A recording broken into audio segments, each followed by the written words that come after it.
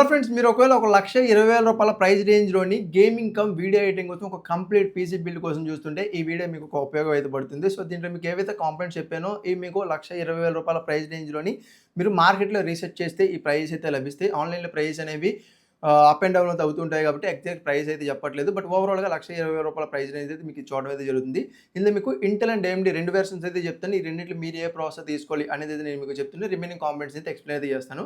ముందుగా ప్రాసెసర్‌తో స్టార్ట్ చేద్దాం. ఈ బిల్‌లో మనం ఒకవేళ మీరు ఏఎండీ ప్రాసెసర్‌ని పిక్ చేసుకోవాలనుకుంటే ఏఎండీ Ryzen 5 7500F అనే ప్రాసెసర్ అయితే పిక్ చేసుకోవచ్చు. ఇది మీకు AM5 సాకెట్‌ని అయితే రావడం అయితే జరుగుతుంది. 6 కోర్స్ 12 థ్రెడ్స్‌ని అయితే మీకు ఈ ప్రాసెసర్ అయితే చూడడం అయితే జరుగుతుంది. ఇది ఏఎండీ లేటెస్ట్ ప్రాసెసర్ కాబట్టి ఇది మీకు కొంచెం బెటర్ ఎక్స్‌పీరియన్స్ అయితే ఇస్తుంది. దీనికి రిలేటెడ్ మదర్ బోర్డ్ అనేది మనకి MSI బ్రాండ్ నుంచి MSI Pro B650M అనే మదర్ బోర్డ్ అనేది చూడడం అయితే జరుగుతుంది. ఇది మనకి AM5 సాకెట్‌ని సపోర్ట్ చేస్తుంది. దీంట్లో మనకి DDR5 ర్యామ్ సపోర్ట్ అనేది చూడడం అయితే జరుగుతుంది. సో, దీంట్లో మనం DDR5 ర్యామ్స్ అనేది యూజ్ చేస్తున్నాం కాబట్టి ఇది కొంచెం మన పీసీ అనేది ఫాస్ట్‌గా ఉండడానికి అవకాశాలు అయితే ఉన్నాయి. దాంతో పాటుగా ఒక M.2 NVMe SSD సపోర్ట్ అనేది చూడడం అయితే జరుగుతుంది. PCI Gen 4 సపోర్ట్ అనేది మనకి దీంట్లో అయితే వస్తుంది. ఒకవేళ మీరు ఇంటెల్ ప్రాసెసర్‌ని ఒకవేళ పిక్ చేసుకోవాలనుకుంటే ఇంటెల్ మీకు అల్ట్రా సిరీస్ ప్రాసెసర్లు ఉంటాయి. ఇంటెల్ కోర్ అల్ట్రా 5 225F అనే ప్రాసెసర్ అనేది చూడడం జరుగుతుంది. 10 కోర్స్ ప్రాసెసర్ 14 థ్రెడ్స్‌తో అయితే మనకి ఇది చూడడం అయితే జరుగుతుంది. దీంట్లో మనకి 6 పర్ఫార్మెన్స్ కోర్స్, 4 ఎఫిషియన్సీ కోర్స్ అయితే వస్తాయి. సో, ఓవరాల్‌గా ఈ 2 ప్రాసెసర్స్ అనేవి మనకి ఈ బడ్జెట్ అయితే చూడడం అయితే జరుగుతాయి. ఈ రెండిట్లో మీరు ఒకవేళ ఏది పిక్ చేసుకోవాలి అని చెప్పి అడిగితే గనక ఒకవేళ మీ మెయిన్ ప్రయారిటీ గేమింగే అనుకుంటే మాత్రం మీరప్పుడు ఏఎండీ ప్రాసెసర్‌ని పిక్ చేసుకోండి. ఎందుకంటే ఏఎండీలో మీకు L3 క్యాష్ అనేది 32 MB L3 క్యాషే ఉంది కాబట్టి కొంచెం గేమింగ్ పరంగా మీకు ఒక బెటర్ ఎక్స్‌పీరియన్స్ అయితే ఉంటుంది. మీరు గేమింగ్‌తో పాటుగా వీడియో ఎడిటింగ్ చేస్తాను, మల్టీ టాస్కింగ్ చేస్తాను, ఓవరాల్‌గా ప్రొడక్టివ్ వర్క్స్ కూడా ఉన్నాయి అనుకుంటే మీరప్పుడు ఇంటెల్ ప్రాసెసర్‌ని పిక్ చేసుకోండి. ఇంటెల్‌లో మీకు L3 క్యాష్ అనేది 24 MB ఉన్నప్పటికీ కూడా దీంట్లో మీకు కోర్ కౌంట్ అనేది ఎక్కువగా అయితే ఉంది. కోర్ కౌంట్ అనేది జనరల్‌గా మీకు 10 కోర్స్ ఉన్నాయి. దాంట్లో 6 పర్ఫార్మెన్స్ కోర్స్ అయినప్పటికీ 4 ఎఫిషియన్సీ కోర్స్ అయితే ఉన్నాయి కాబట్టి మల్టీ టాస్కింగ్ చేస్తున్నప్పుడు కొంచెం మీకు బెటర్ ఎక్స్‌పీరియన్స్ అనేది చూడడం అయితే జరుగుతుంది. సో, మీరు మల్టిపుల్ టాస్క్ చేస్తున్నప్పుడు మీకు బెటర్ ఎక్స్‌పీరియన్స్ కావాలనుకుంటే ఇంటెల్‌ని పిక్ చేసుకోండి. ఓన్లీ గేమింగే అనుకుంటే ఏఎండీని అయితే పిక్ చేసుకోండి. సో, మీకు డౌట్ క్లారిఫై అయిందైతే నేను అనుకుంటున్నాను. ఒకవేళ మీరు ఈ ప్రాసెసర్‌ని పిక్ చేసుకుంటే దీనికి రిలేటెడ్ మదర్ బోర్డ్ అనేది MSI Pro B860M అనే మదర్ బోర్డ్ అనేది చూడడం జరుగుతుంది. సో, మైక్రోటిక్స్ మదర్ బోర్డ్. దీంట్లో మీకు 2 ర్యామ్ స్లాట్లు లభిస్తాయి. DDR5 ర్యామ్ స్లాట్లు అండ్ 2 M.2 NVMe SSDలని చూడడం అయితే జరుగుతాయి. అండ్ ఈ సాకెట్ టైప్ చూసుకుంటే LGA 1851 సాకెట్ టైపు లేటెస్ట్‌గా వచ్చినటువంటి సాకెట్ టైప్ అనేది చూడడం అయితే జరుగుతుంది. అంటే మనకి ప్రాసెసర్ అనేది లేటెస్ట్ కాబట్టి సాకెట్ టైప్ కూడా లేటెస్ట్ అయితే ఉంటుంది. దాన్ని మీరు గుర్తయితే పెట్టుకోండి. సో, ఇవి ప్రాసెసర్ పరంగా ఈ రెండిట్లో ఏది పిక్ చేసుకోవాలనేది మీ అవసరానికి తగ్గట్టయితే మీరు చూస్ చేసుకోండి. Now coming to the air cooler. So, జనరల్‌గా మనకి స్టాక్ కూలర్స్ ఏవైతే ఉంటాయో అవి అంత గ్రేట్ పర్ఫార్మెన్స్ అయితే ఇవ్వవు. సో, అలాంటి టైంలో మనం ఒక ఎయిర్ కూలర్‌ని అయితే యూజ్ చేయాల్సి అయితే ఉంటుంది. నేను మీకు ఇక్కడ యాంటీ ఎస్పిడ్స్ బ్రాండ్ నుంచి అయితే రికమెండ్ అయితే చేస్తున్నాను. దీంట్లో మీకు AM5 సాకెట్ కావచ్చు, AM4 సాకెట్ కావచ్చు, LGA 1851 కావచ్చు, 1700 కావచ్చు, ఏ సాకెట్ టైప్ అయినా సరే ఇది మీకు సపోర్ట్ అయితే చేస్తుంది. దాంతో పాటుగా దీని యొక్క ఏదైతే ఫార్మ్ ఫ్యాక్టర్ ఉందో చాలా కాంపాక్ట్ ఫార్మ్ ఫ్యాక్టర్‌లో అయితే మీకు చూడడం అయితే జరుగుతుంది. పైగా ఇది కొంచెం RGB లుక్స్‌తో రావడంతో పాటుగా పైన డిజిటల్ స్క్రీన్ అనేది చూడడం జరుగుతుంది. కరెంట్ టెంపరేచర్ ఎంత ఉంది, ప్రాసెసర్‌కి సంబంధించింది అనేది అయితే ఇక్కడ మీకు షో అయితే చేస్తుంది. కొంచెం ఎస్థెటిక్స్ బాగుండాలనుకుంటే దీన్ని పిక్ చేసుకోండి. లేదా ఒక లిక్విడ్ కూలర్ ఉంటుంది. AIO అంటారు. సో, దాన్ని కూడా మీరు పిక్ చేసుకోవచ్చు. మీ బడ్జెట్‌ని బేస్ చేసుకొని ఇది మీకు రూ. 2,300 ప్రైస్ రేంజ్‌లో అయితే మీకు చూడడం అయితే జరుగుతుంది. Now coming to the graphic card. Gaming and video editing అనగానే మనకు గుర్తొచ్చేది గ్రాఫిక్ కార్డే కాబట్టి మీ కాడ బడ్జెట్ తక్కువ ఉంటే RTX 4060 గ్రాఫిక్ కార్డ్‌ని పిక్ చేసుకోండి. రూ. 30,000 ప్రైస్ రేంజ్‌లోని 1080p లెవెల్‌లోని డీసెంట్ పర్ఫార్మెన్స్ అయితే మీకు ఈ గ్రాఫిక్ కార్డ్ అయితే ఇస్తుంది. 8GB VRAMతోని GDDR6 వెర్షన్‌తోని అయితే మీకు ఇది చూడడం జరుగుతుంది. ఒకవేళ మీరు బడ్జెట్ ఎక్స్టెండ్ చేసుకుంటే మాత్రం నా సజెషను RTX 5060 గ్రాఫిక్ కార్డ్ అయితే వెళ్ళండి. ఇది మీకు ఇంకొంచెం బెటర్ ఎక్స్‌పీరియన్స్ అయితే ఇస్తుంది. 1080p రిజల్యూషన్‌లో అయినప్పుడే కొంచెం హై సెట్టింగ్స్‌లో పెట్టుకొని మీరు గేమ్స్ ఆడాలన్నా లేదా ఇంకొంచెం హై క్వాలిటీలోని మీ వర్క్స్ చేయాలన్నా సరే ఓవరాల్‌గా మీకు బెటర్ ఎక్స్‌పీరియన్స్ అనేది గ్రాఫిక్ కార్డ్ పరంగా చూడడం అయితే జరుగుతుంది. ఇది మీకు 8GB VRAMతోని అయితే వస్తుంది. GDDR7తోని వస్తుంది. DLSS 4 అనేది మీకు దీంట్లో సపోర్ట్ చూడడం అయితే జరుగుతుంది కాబట్టి ఓవరాల్‌గా డీసెంట్ పర్ఫార్మెన్స్ అనేది RTX 5060లో చూడడం అయితే జరుగుతుంది. మీ బడ్జెట్‌కి అనుకూలంగా అయితే మీరైతే పిక్ చేసుకోండి. Now coming to the RAM. RAM అనేది ఇక్కడ తలకాయ మనకి సమస్య అన్నమాట. సో, ఇక్కడ ప్రైస్ చూడొచ్చు. ఒక single stick 16 GB DDR5 6000 megahertz frequency కలిగినటువంటి ర్యామ్ ప్రైస్ అనేది రూ. 24,000 అయితే ఉంది. సో, ప్రైజెస్ అనేవి ఇంత భారీగా అయితే ఉన్నాయి. దీన్నైతే గుర్తుపెట్టుకోండి.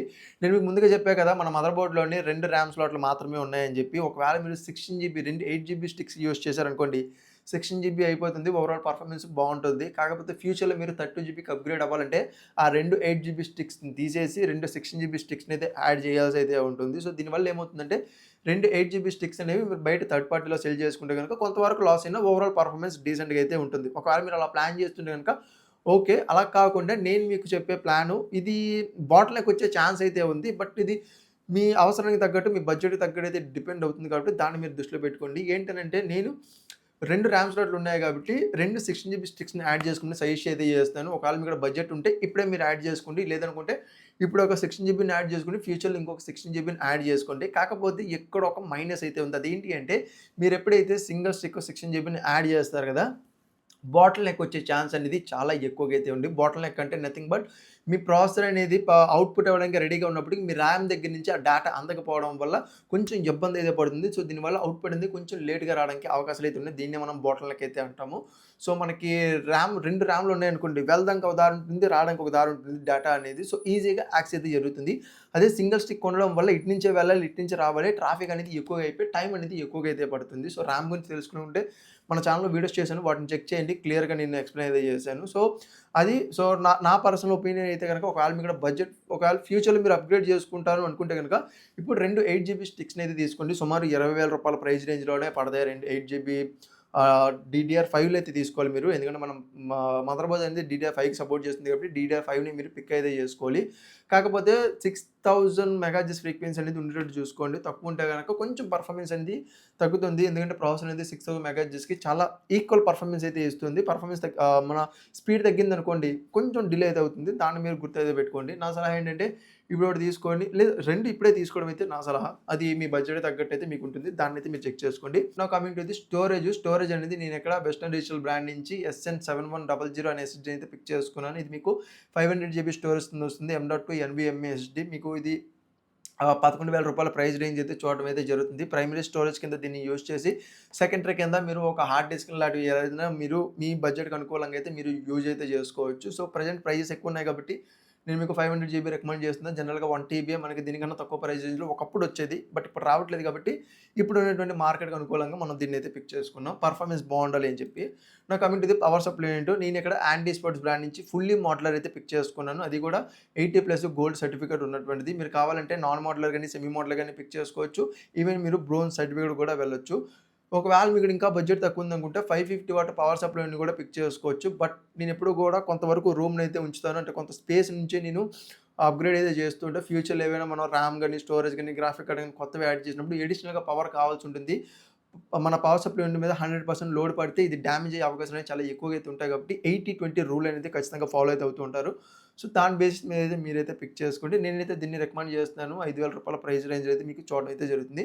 Now coming to the cabinet నేను ఇక్కడ లుక్స్ అండ్ ఎయిర్ ఫ్లో ఈ రెండిటిని దృష్టిలో పెట్టుకొని ఈ క్యాబినెట్‌ని అయితే పిక్ అయితే చేసుకున్నాను. ఇది మీకు లుక్స్ పరంగా మినీ టవర్‌గా అయితే మనం కన్సిడర్ అయితే చేయొచ్చు. మనకి మిడ్ టవర్ అయితే ఉంటుంది. మిడ్ టవర్ కన్నా చిన్నది మినీ టవర్ అయితే ఉంటుంది. దీంట్లో మీకు దీన్ని ఫిష్ ట్యాంక్ మోడల్ అయితే అంటారు. ఫిష్ ట్యాంక్ అంటే ఇక్కడ మీకు ఫ్రంట్, సైడ్ ఈ రెండిట్లో కూడా గ్లాస్ అనేది చూడడం అయితే జరుగుతాయి. అండ్ ఎయిర్ వెంటిలేషన్ కోసం పైన, కింద, బ్యాక్, సైడ్స్ 4 వైపులో కూడా మీకు ప్రాపర్ ఎయిర్ వెంటిలేషన్‌కి సపోర్ట్స్ అయితే ఉంటాయి. మీరు ఫ్యాన్స్ యాడ్ చేసుకొని ప్రాపర్ ఎయిర్ వెంటిలేషన్‌ని మీరు మేనేజ్ అయితే చేసుకోవచ్చు. కేబుల్ మేనేజ్‌మెంట్ కూడా చాలా నీట్‌గా అవ్వడానికి ఛాన్స్ అయితే దీంట్లో మీకు చూడడం అయితే జరుగుతాయి. లుక్స్ అనేవి కొంచెం ఎన్హాన్స్ అవ్వడానికి ఈ క్యాబినెట్ అనేది బావుంటుంది. మీరు కావాలంటే ఒక మిడ్ టవర్‌ని అయితే మీరు పిక్ చేసుకోవచ్చు.